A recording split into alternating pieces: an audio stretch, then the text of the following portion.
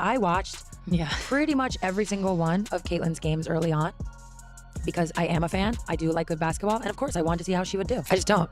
And it actually, we talked about this before, like the fan that went hard at Caitlin at the Connecticut Sun game in game 1 or 2, I can't remember, where there was an interaction where the fan almost got ejected. It's like, none of this is okay. And we never accept it. We never accept this on the men's side. Why is it okay in our league? Why is it, welcome to mainstream sports? We're diving into a storm brewing in the WNBA, sparking reactions from fans, players, and analysts. Sue Bird, one of the league's most respected voices, has laid bare a serious issue hitting the WNBA at its core: its credibility and leadership under Commissioner Cathy Engelbert. But what's at the heart of this controversy? Caitlin Clark, the rising superstar whose record-breaking season faced criticism due to how the league treated her. And it seems this dissatisfaction stems from the top. Let's explore how Bird's revelations and the WNBA's leadership decisions have exposed cracks in the foundation. Why was Clark, who boosted viewership and attendance, treated in a way that left fans furious? And how does Commissioner Engelbert fit into this? We're breaking it down.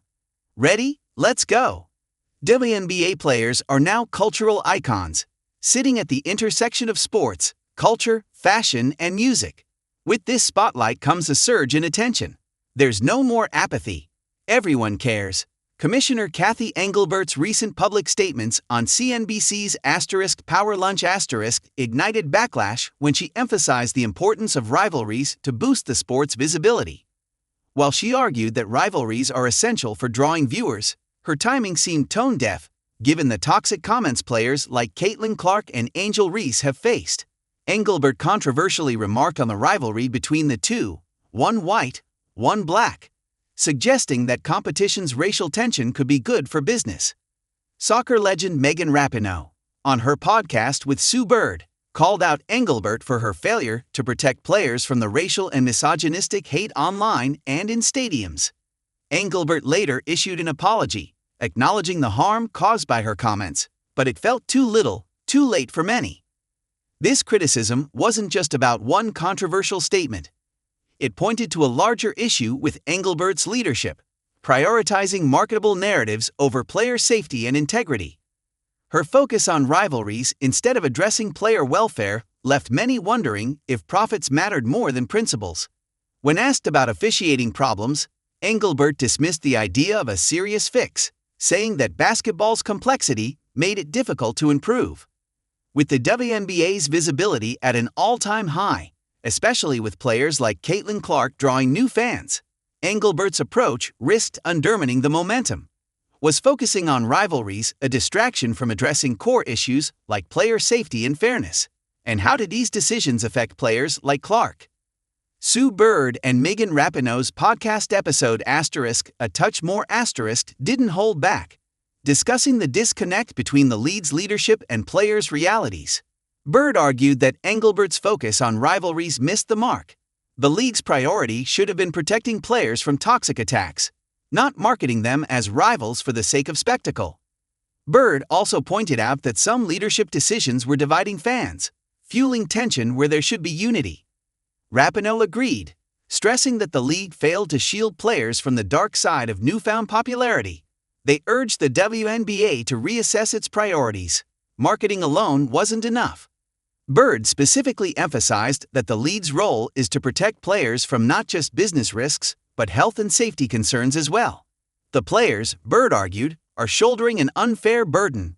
They're expected to perform at the highest level, yet are left to defend themselves against hate and vitriol online and in arenas.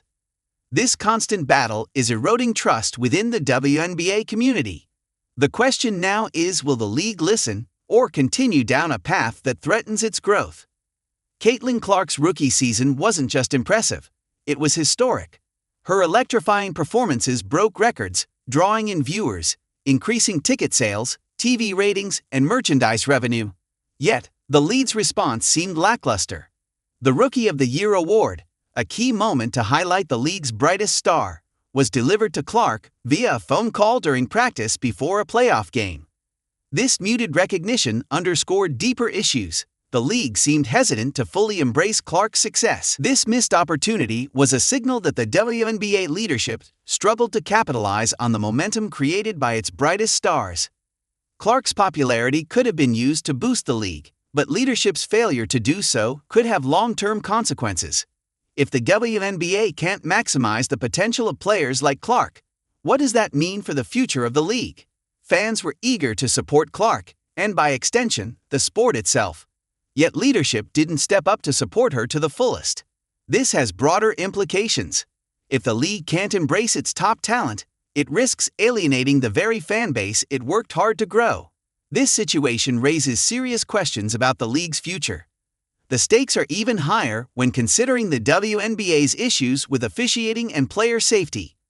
Caitlin Clark, known for her high-intensity style of play, faced inconsistent officiating, which raised concerns about fairness and the integrity of the game.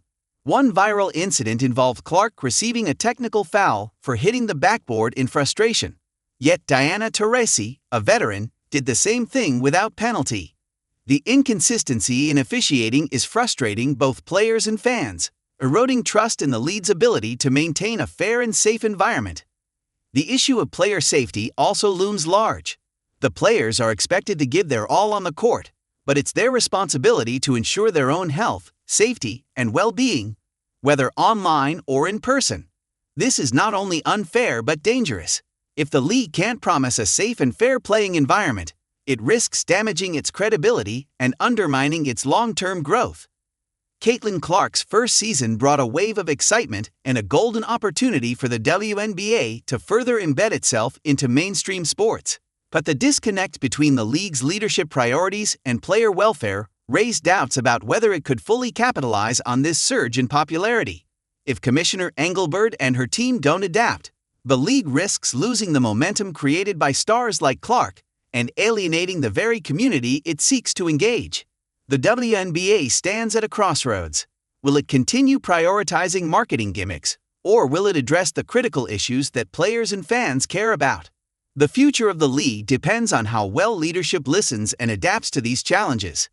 If the league can prioritize player safety, fairness, and consistency, it could solidify its position as a leader in women's sports. If it fails to do so, it risks losing the trust of its fans and players and jeopardizing its long-term success. What do you think? Let us know in the comments. Like, subscribe, and turn on all notifications so you never miss out. Click the video on the screen and we will see you in the next one.